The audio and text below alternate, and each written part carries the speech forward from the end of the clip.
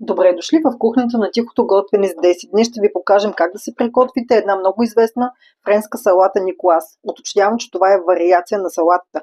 За целта имаме дресинг, в който сме сложили няколко съставки. Има зехтин, има каперси, има аншола, има горчица, има черен пипер. Така, на дъното на чинията разтиламе дресинга, след което започваме да сглобяваме продуктите. Имаме салата романа. Ще подредим няколко листа.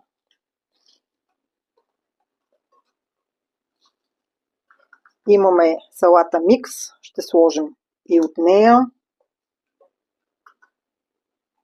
Ще сложим малко фасул.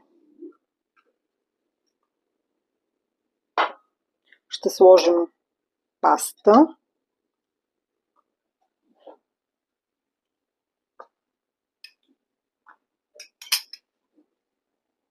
Ще подредим за цвят и чери доматчета. Разбира се, че ще сложим и сварени яйца. Вие, ако искате, може да сложите яйца от кокошка, може да бъдат и пътпадъчи, според вашето желание и вкус. Добавяме рибатон, филенца.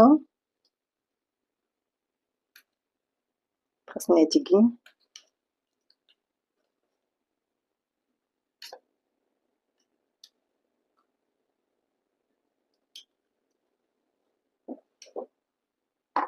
И на финала ще сложим маслинки.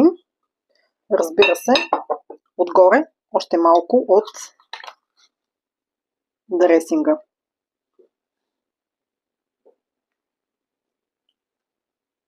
Добър апетит!